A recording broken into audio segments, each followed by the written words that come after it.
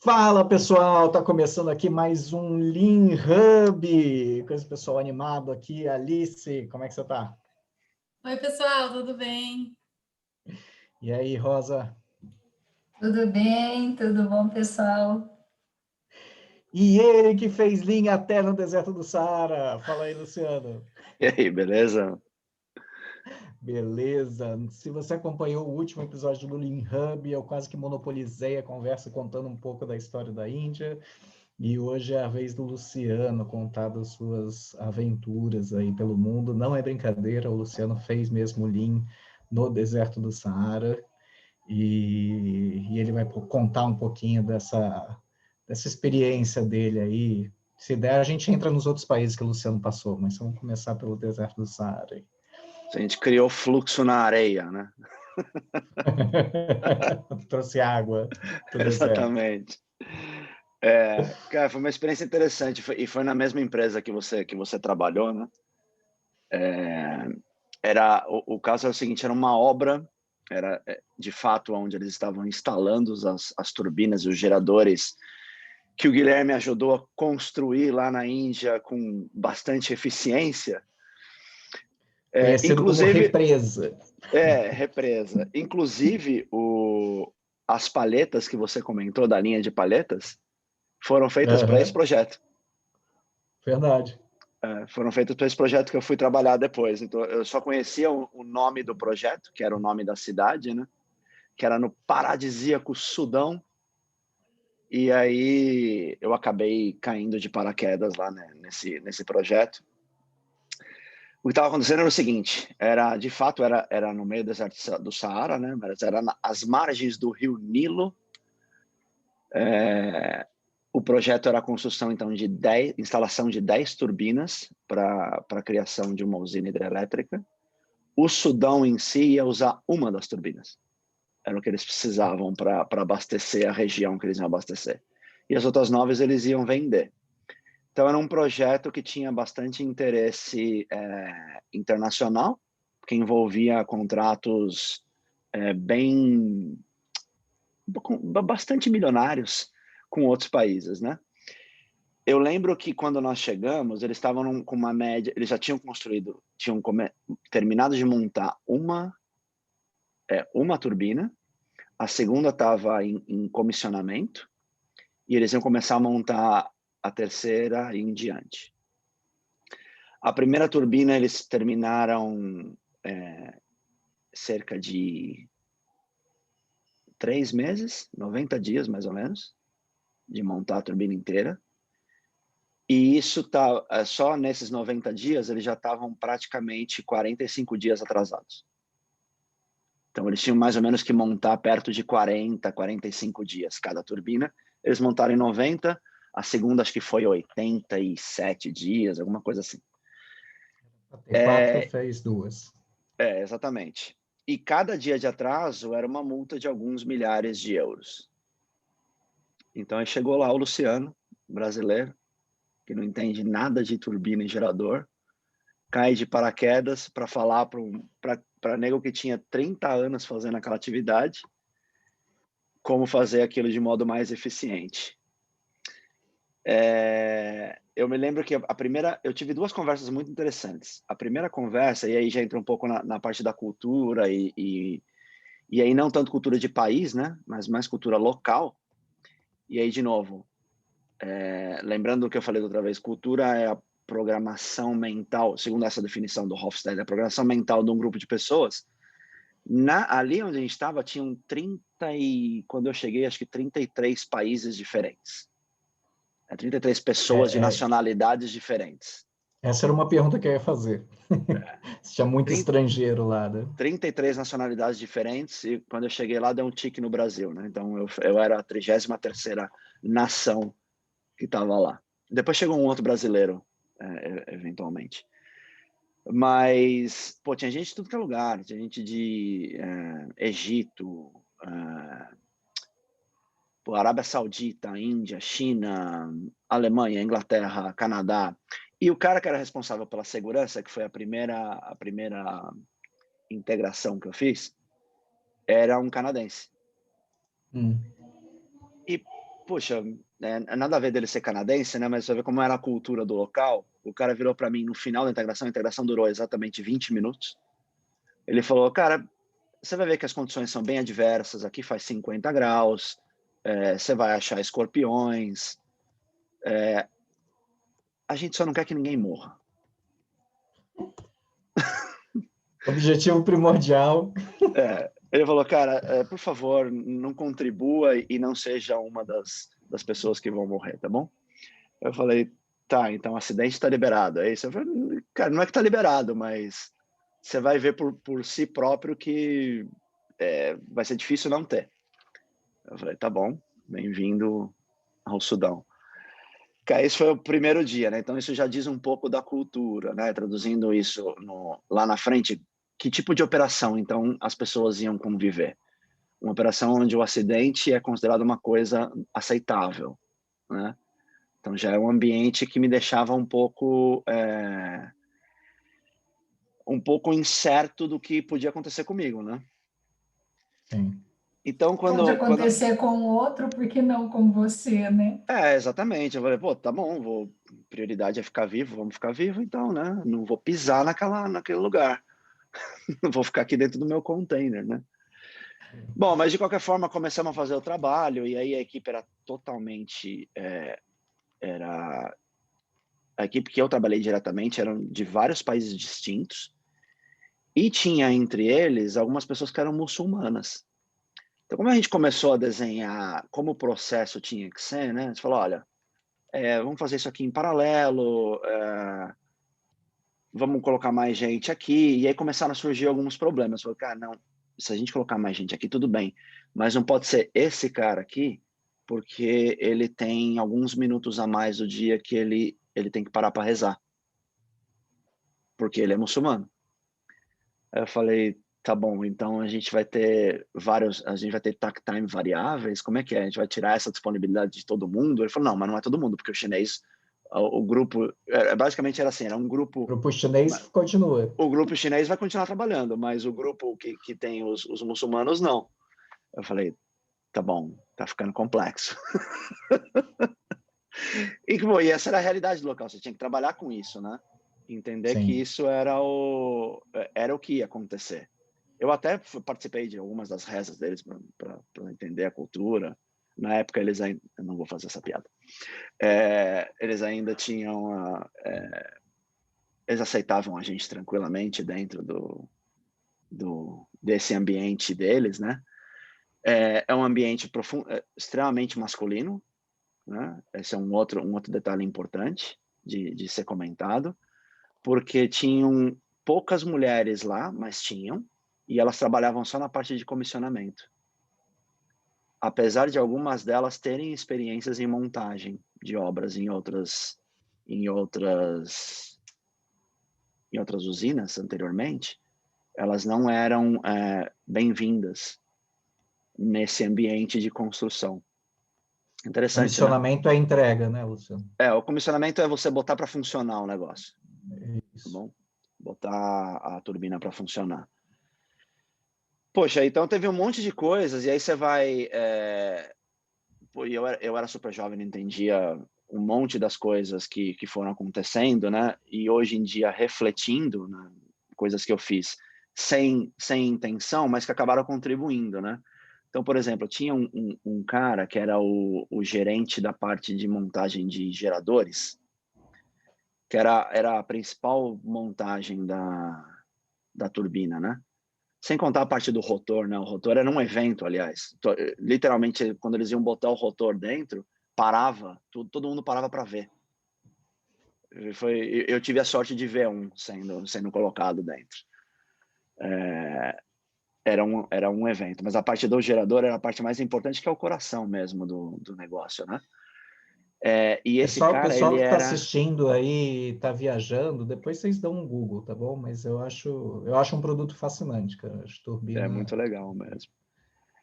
Ele era um cara que tinha trabalhado naquela usina que é a maior do mundo, né? Lá da China, as Três Gargantas. Ele é de onde ele é? Ele é suíço.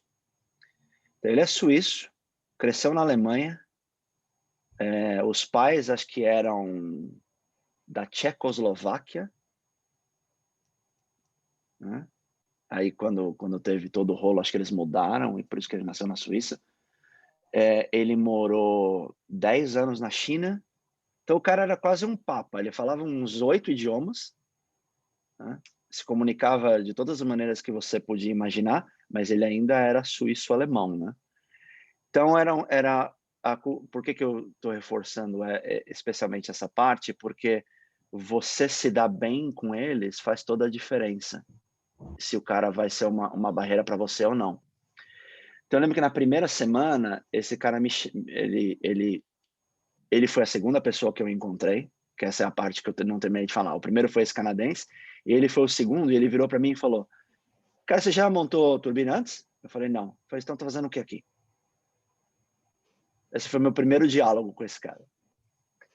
Aí eu falei, cara, tem 2 maneiras que eu posso ir. Eu posso tentar ser um cara nice, né, um cara tranquilo e explicar o objetivo, ou eu posso dar uma carteirada nele, falar, cara, foi seu chefe que me contratou, é isso que eu tô fazendo aqui. Eu escolhi essa opção, porque eu sabia que ele era alemão, né? E o alemão, se você falar direto na cara dele o que ele tem que ouvir, ele aceita. Ele fica feliz que você faça isso, né? E aí eu fiz isso, eu falei, cara, eu tô fazendo aqui porque o seu chefe achou que era uma boa ideia, eu vim aqui ajudar vocês a fazerem esse produto de uma maneira mais eficiente. Cara, e o cara adorou isso. No dia seguinte ele me chamou para ir pescar no barco dele, a gente foi pescar lá no Rio Nilo, passamos a tarde, ele, o grupo de chineses que ele trouxe lá de Três Gargantas. Cara, e a partir O plano daí, inicial era te jogar para os crocodilos, mas aí no meio do eu caminho acho ele que mudou de era. E a ideia. gente viu mesmo crocodilos lá, a gente viu um monte de coisa. Cara, eu não sabia de nada, né? Foi de bermuda, camiseta, saí com umas 300 picadas de mosquitos, cara, tudo de jaqueta e calça, e o tonto aqui de bermuda e camiseta, né? Cara, mas enfim, depois desse evento, especialmente com esse cara, ele virou o maior fã do trabalho, entendeu? A ponto de numa reunião de steering committee que a gente tinha toda semana, o gerente geral da obra não estava feliz a gente colocar gestão visual, por exemplo. Ele falou, cara, não quero pôr gestão visual porque o cliente vai ver que a gente está atrasado. Eu falei, cara, o cliente já sabe que você está atrasado. Então ele já está vendo. E ele era super contra, e esse cara, ele falou, não, eu acho que a gente tem que pôr, porque isso vai ajudar. Eu coloquei numa obra, está ajudando. O cara virou um super defensor de tudo isso, de todas as coisas. Tenho contato com ele até hoje em dia, que coisa engraçada, né? Então foi isso, essas são algumas das características que tinham lá que inconscientemente na época, porque eu não tinha nenhum entendimento de cultura no nível que eu tenho hoje, ou de entender as relações humanas e pessoais no nível que eu tenho hoje, que acabaram funcionando e dando certo nesse projeto, né? E que tem tudo a ver com cultura. E o contato com as pessoas locais lá, Luciano? Então, não existia cidade onde a gente morava, né? A cidade estava sendo criada pelas pessoas que foram contratadas para trabalhar na usina.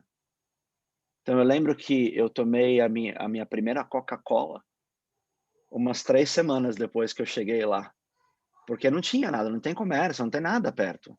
Para você ter uma ideia, a cerveja que a gente tomava, que a gente tinha churrasco toda quinta-feira à noite, porque sexta-feira lá, como é país muçulmano, sexta é o nosso domingo. Então, a gente trabalhava lá de sábado a quinta. Então, trabalhava sábado, domingo, segunda, terça, quarta, quinta, sexta era domingo. Então, toda quinta-noite a gente tinha churrasco. Tem uma outra história interessante do churrasco também. A cerveja que a gente tomava no churrasco, quem produzia eram os chineses, que estavam lá na obra. Eles faziam a própria cerveja e a gente comprava deles. Não me pergunte se era boa ou ruim, era cerveja, né? Era o que tinha O lá, né? processo, né? Se estava Validado pela Anvisa. contaminado ou não, né? Eu acho que eu estou imune à corona por umas 3 gerações depois dessa cerveja aí. Mas era o que tinha, entendeu? E aí algumas coisas que eu fui aprendendo de novo com relacionamento, né? Eu descobri que toda quinta-feira, eu descobri isso na 3ª semana, eu fiquei 8 semanas lá. Eu descobri que o grupo de gerentes, né, dos líderes, né, da obra, eles depois do churrasco se reuniam para jogar pôquer. E ali surgiam várias discussões interessantes de trabalho. Eu, na quarta semana, me juntei a eles. E tiveram algumas decisões de projeto que a gente tomou ali, na mesa, jogando pôquer. E aí eu lembro de um primo da minha esposa, que ele fez negócio com o pessoal da Coreia do Sul. Ele falava que ele fechava negócios bebendo cachaça num restaurante.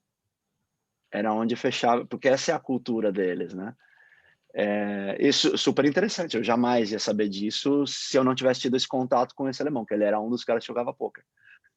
E aí ele que falou, cara, você tem que ir lá jogar, viu? Acho que vai ser mais fácil a sua vida. Eu falei, tá bom, vamos lá, né? E acabei... É igual no filme A Grande Jogada, Luciano. Os jogos de pôquer. Era pôquer clandestino regado Muito. a cerveja chinesa e carne sudanesa. Sim. E muito dinheiro ou sem dinheiro? Não, era com dinheiro, mas era Valia grãos de mixaria. areia? Não, Ah, era tá. mixaria, era tipo 1 euro, 2 euros, era só para se divertir, só. Só para brincar. Que foi dali, aliás, onde eu peguei dinheiro para comprar minha coca. Eu fui comprar Ganhando depois. pôquer uma Eu coca. ganhei no pôquer uma coca, literalmente. Mas é super interessante essas coisas. São coisas que, puxa, será que eu teria me preparado melhor hoje em dia? Talvez, mas não sei o quanto de fato ajudaria, considerando que eram 33 nações diferentes, né? Isso que eu ia falar, apesar de ser lá em Bujagali, né, no Sudão, quem quiser dar um Google aí Acho que era na Merovi o foto da... nome, né? Merovi? Era Merovi ou era Bujagali? Acho que Merovi era o nome da obra, e Merovi era Bujagali o é a nome da obra, é isso cidade. aí. Acho que era Bujagali, mano. E era pluricultural, né, cara? Você não estava inserido na cultura do Sudão, você estava inserido num espaço totalmente pluricultural ali de diversas nacionalidades, diversas culturas trabalhando junto para colocar o negócio de pé, né? Exatamente. E aí, isso que você falou é interessante, porque era pluricultural, mas ao mesmo tempo não era, né? Porque acabou criando-se uma cultura única dentro daquele ambiente, né? Pelo menos de Era, trabalho, né? exatamente, era como que um mini país ali, porque a gente estava isolado de tudo, né? A gente estava a 5 horas da capital, de carro. Então, isso, você imagina atravessar isso no deserto, não é pouca coisa, 5 horas. Acho que foi uma Sim, das viagens mais longas que eu já fiz na minha vida. Aliás, sem essa dúvida. foi a viagem de volta para casa, foi a viagem mais longa que eu já fiz. Foram 46 horas de viagem de porta a porta. E aí, no final Nossa, das contas, isso acabou virando uma cultura só, né? Claro que tinha suas particularidades, como essa da religião, por exemplo, né? Mas acabava... Outra coisa, por exemplo, a cozinha, quem cozinhava eram indianos. Então, acabou virando a cultura culinária local, era a cozinha indiana. Então, você já sabia que a comida ia vir com aqueles temperos diferentes e tudo, mas todo mundo comia. Porque você comia isso, você não comia. Então, eles tentavam fazer internacional, mas você sabe, né, que você morou lá também, não vai. Sempre tem um curry aqui, uma pimentinha ali, não tem jeito. não tem jeito. Você Então, sabe que você era tocou num isso. ponto interessante da religião, né? Porque antes de eu chegar na Índia, né, o site da Alstom lá da Índia, ele foi comprado, né? Ele foi adquirido. Ele era uma indústria lá, não sei se indiana, mas a fábrica já existia, né? E ele foi adquirido pela Alstom e transformaram numa fábrica de turbina e gerador. E quando fizeram isso, teve aquela transferência de tecnologia, né? Então mandaram lá, o pessoal conta que teve época que morava mais de 20 brasileiros lá no hotel, lá em Baroda, para para transferir tecnologia, né? Para ensinar como produzir a turbina na Alstom, né? E os caras contam, né? A Índia, né, tem muito hindu e muito muçulmano, né? E na fábrica, na Índia tem uma coisa engraçada, assim, eles fazem uns templos pequenininhos, assim, de um metro quadrado. É um templo, mas ele tem 1 metro quadrado, é uma edificação, assim, vai, 1 metro cúbico. E eles fazem esses templos. E o pessoal conta que eles chegaram, que tinha alguns desses templos em espaço produtivo. No meio do galpão, assim, onde você produzia, tinha um templo construído ali. No início todo mundo ficou meio assim, não pode mexer porque é um templo e tal, e aí teve um gerente de manufatura lá brasileiro que uma hora falou assim, não, cara, tem que tirar, esse espaço produtivo, né? Então como estrangeiro, fica um pouco cheio de dedos, não sabe qual vai ser a reação, se é desrespeito, se não é, né? Mas no fim ele fez o pessoal tirar tudo, e eles construíram algum entre colunas, né? Porque aí o galpão tinha as colunas de treliçado, né? De aço, e aí em alguns lugares tinha ou esse templinho de 1 metro cúbico aí, ou como se fosse um altarzinho mesmo, assim, né? Um espaço onde eles colocavam ali os deuses e faziam algumas orações, né? Então é interessante isso de como a maioria era hindu, eu não sei, por exemplo, cara, lá eu nunca vi operador parando para rezar para Meca, sabe? E mesmo meu motorista lá era muçulmano, cara, ele não, assim, se ele estava sem fazer nada, ele parava e rezava, mas ele não parava de trabalhar para rezar, sabe? E ele mesmo falava isso, falou assim, cara, eu não vou parar de trabalhar para rezar, se eu estou fazendo nada, no horário eu viro para Meca e rezo, né? Então é interessante isso, assim, né? Como você começa a entrar nessa questão de outras culturas, em que a religião acaba sendo muito intrínseca à cultura, né? O quanto que você consegue flexibilizar esses ritos religiosos, essas posturas religiosas, né? O cara lá, o brasileiro lá conseguiu. Eu não sei que tipo de briga, que tipo de reação, né? O pessoal só fala que ele uma hora mandou tirar tudo e tiraram, né? E aí deixaram só nos espaços que não dava para produzir mesmo, né? Mas é uma reflexão, né? Para quem vai trabalhar em outras culturas, né? As pessoas têm seus ritos, têm seus costumes aí, nem sempre está ligado à religião, né? E assim, o quanto que isso interfere no trabalho ou na rotina de trabalho e o quanto você consegue intervir, né? Eu acho que é uma coisa que tem que ser feita com muito cuidado. Eu acho que tem ambientes e ambientes, desculpa, Rosa, só para não perder o raciocínio aqui, eu já volto para você. Lá, eles faziam uma jornada de trabalho de 12 horas, né? Então, você parar 3 vezes 15 minutos não ia trazer um grande Sim, não é prejuízo isso que nessa traz, jornada, também entendeu? acho. E você ia É causar... menos que o tempo que o brasileiro fica tomando café. Exatamente. Você ia trazer, acho que, mais problemas do que benefícios, entendeu? Sim. Olha lá, Rosa.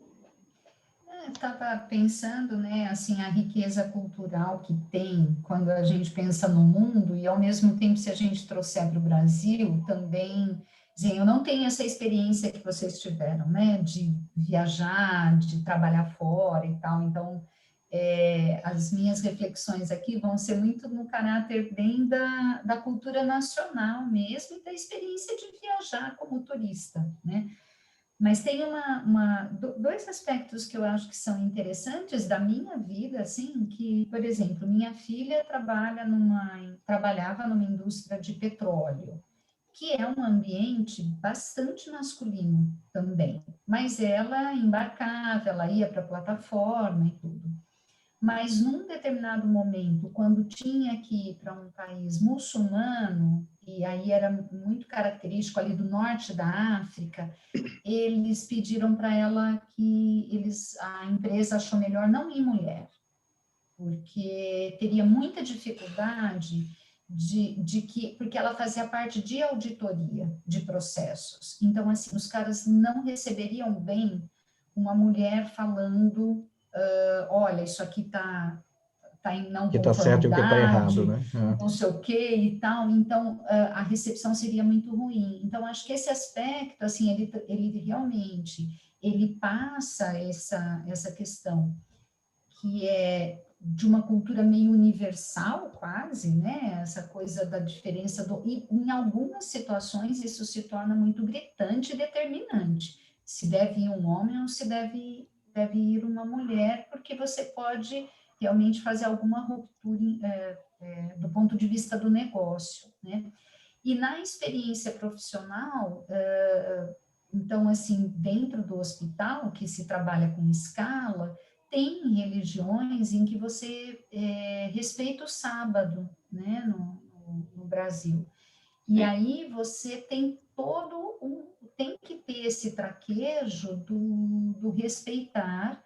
E o mais interessante, assim, na minha equipe, eu cheguei a ter mais do que 3 pessoas, então, assim, num universo de 50 pessoas ao todo, era razoável, né? Na época que eu tinha que fazer a escala dos 50, então, mas tinha uma coisa assim, se não tiver mais como fazer a escala, o meu trabalho eu venho para servir a Deus. Então, assim, eu abro mão, então eu fazia a minha parte enquanto responsável pela escala, até o limite, aí eu chegava e falava, olha, eu não consigo mais montar escala, eu não consigo dar nenhuma preferência para fulano e tal, o que você acha? Não tem problema, eu venho e tá tudo certo, e assim, tinha muito uma coisa da reverência, então, eu sempre tratava muito de um jeito, com muito respeito isso, porque era uma coisa realmente muito preciosa para as pessoas, né? E assim, está dentro do Brasil, né? E às vezes, muitas vezes a gente pode negligenciar isso, mas também tem o outro lado da pessoa que é um pouco o seu motorista, e assim, encontra um equilíbrio entre o trabalho e o aspecto da religião. Bem interessante isso. Interessante você estava falando.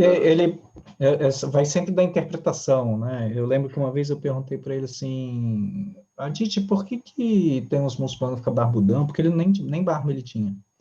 Eu falei assim, cara, por que tem uns muçulmanos que ficam barbudão e andam o dia inteiro com o chapeuzinho deles lá, que eu não sei o nome.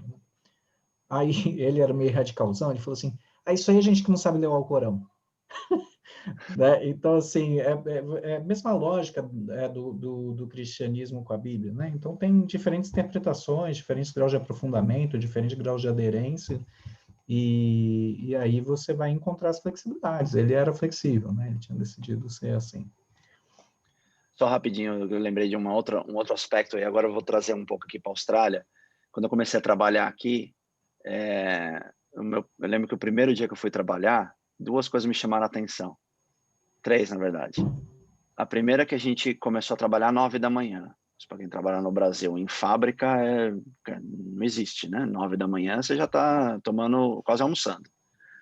A segunda coisa, quando a gente parou para o almoço, o almoço era meia hora e era um sanduichinho. Eu falei, cara, mas vou morrer de fome aqui, né? Mas aí eu descobri o porquê, e aí tem o a ver com o aspecto cultural. Tudo isso porque às 3 horas da tarde, no máximo, muitas das pessoas têm que ir embora buscar o filho na escola. Porque todas as escolas aqui liberam as crianças às 3 horas. Então, você prepara um ambiente de trabalho já pensando nisso. Então, não tem esse negócio de... É super incomum você ver aqui o que a gente faz muito no Brasil, né? Tá legal, a escola acaba 1, eu preciso deixar essa criança fazendo outra coisa até as 4, 5, porque eu tenho que continuar trabalhando. Aqui não tem essa opção muito. Então, você adapta o seu ambiente de trabalho para isso. Então, é super comum, por exemplo, eu vou nas empresas aqui, 2h30, 3 horas eu estou indo embora. Porque as pessoas precisam terminar a jornada de trabalho. Existe uma consideração, né? Existe uma consideração. Olha que legal, hoje eu e a Alice, a gente estava conversando umas coisas de cultura e tal, e... Ai, Alice, desculpa. E aí... Depois eu falo. Não, e a gente se perguntou assim, quais são os seus desafios dos líderes do século XXI, considerando que o nacionalismo, as culturas muito mais fechadas e tal, já não está mais assim. Quer dizer, há muito tempo a gente já é um mundo bem global, né? Mas as particularidades e algumas características, elas vão permanecer, né? Por mais que se globalize, existem aspectos fundamentais, assim, daquela nação, daquele povo. Como será que vai ser o nosso desafio nessa coisa de entender melhor o mundo, né? Sem dúvida. Interessante. Diga, Alice. Fugi um pouco agora, eu ia falar da coisa da comida. Comida é comigo, Fala aí. né? Mas eu vou lá, eu vou resgatar. O Luciano falou, né, dessa questão, e eu fiquei muito impressionada com várias coisas nos Estados Unidos, quando eu fui para Boston. Eu nunca, assim, tive vontade de ir para os Estados Unidos, eu já tinha ido quando criança, o que a gente vê daqui, né, às vezes você fica meio, cultura, né, meio nada a ver, mas eu fui e eu fiquei impressionada, em Boston, pelo menos, né, porque os Estados Unidos é enorme e cada lugar é de um jeito, mas eu fiquei impressionada com a cultura em Boston, tanto... Acho que duas coisas que me impressionou foi essa coisa da alimentação, porque a gente ia nos hospitais fazer visita técnica, e a galera almoçava com a gente na sala de reunião, vinha um almocinho, a gente comia rapidex, assim, na sala de reunião, fazendo enquanto falava, e aí depois saiu o almocinho, né, embora, um almocinho legalzinho até, e aí tudo, né, fechadinho, saladinha fechadinho, um para cada um, depois, né, muita salada, fiquei impressionada como eles comem bastante salada, e esse almocinho rápido aí já no meio da reunião. E depois a professora lá também, né, da universidade, eu perguntei para ela, nossa, mas por que o almoço é tão rápido, né? Lá no Brasil a gente tem no mínimo 1 hora, geralmente, né? Depende do lugar. E aí ela falou, porque a gente valoriza muito mais o momento de janta com a família. Então a gente tem que voltar cedo para casa para botar a mesa, né, jantar com a família. E aí o almoço tem que ser rápido para render o dia. Então é bem o que o Luciano falou, né? É igualzinho aqui, Alice. Aqui o pessoal janta às 5h30 da tarde. E com a família, assim, é um evento, sabe? É uma coisa bem, bem importante. É verdade. Né? E eu fiquei impressionada com isso, e depois eu lembrei da Itália. Meu pai ficou um mês na Itália aprendendo a fazer fábrica de massa fresca. Ele trouxe a tecnologia para o Brasil pela Sadia.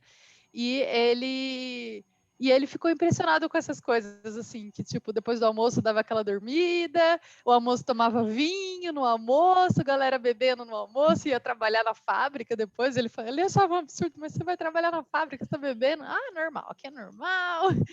Então, essa coisa cultural, né, como que é diferente, né, e, puxa, outras coisas também dos Estados Unidos que eu fiquei chocada, como os alunos eram bem abertos à crítica. A gente no Brasil não sabe receber crítica, né? A gente odeia, a gente rebate, a gente fica, né, justificando. E lá não, foi super legal ver isso, como que os alunos ali estavam, tipo, recebendo a crítica como sendo realmente uma oportunidade de melhoria. E eu achei isso muito incrível, muito assim, uau, eu quero ser assim. Daí eu comecei a mudar isso em mim, sabe? Tentando abraçar melhor a crítica, porque a gente aprende assim, né? Sei lá. O brasileiro tem muito disso, né? É quase um melindre, né? Ser criticado quase melindra, né? Na verdade, a gente não aprende a fazer crítica, porque você é muito político, né? É o que a o gente Luciano critica falou. mal e recebe mal a crítica. Porque o Luciano falou lá na experiência dele, se ele tivesse usado a primeira abordagem, o alemão não ia gostar, né? Porque ele estaria sendo político, jeitinho brasileiro. Não, peraí, né? Passar pano aqui, né? Não é bem isso. Então, a gente tá meio assim, né? A gente está acostumado a ser mais político, a não fazer uma crítica ou, né, tentar, né, sei lá, maquiar e tal. Então, acho que eu aprendi muito isso lá, numa outra cultura, né? Mas que até hoje, assim, eu lembro disso, desses aprendizados, realmente como mudou a minha maneira de comportar aí frente às críticas. Achei isso muito legal. Muito legal. Acho que é legal a gente fazer no próximo episódio, de repente, como a gente transfere tudo isso para as nossas situações cotidianas. É um tipo de abordagem que a gente pode fazer. Posso contar um projeto que eu estou tendo muito problema aqui. E o que eu fiz de errado em referente a esse ponto de cultura. Bacana. Boa. Pessoal, antes de encerrar, queria fazer uma correção aqui, Luciano. Dei um Google rapidinho. Existem 2 represas no Sudão, Bujagali e Merovica. As 2 passaram pela fábrica lá da Índia. Então era Merov que eu fui. Para Merov mesmo. Fui para Merov. Pessoal, vamos encerrando. Clique em todos os botões em volta aí do nosso vídeo, menos dislike, que eu sei que você gostou. Curta, compartilhe, comente. Estou esperando aí as experiências culturais do pessoal aí nos comentários. E até o próximo Lean Hub. Tchau, tchau, pessoal. Valeu. Tchau, Tchau, pessoal. Até mais.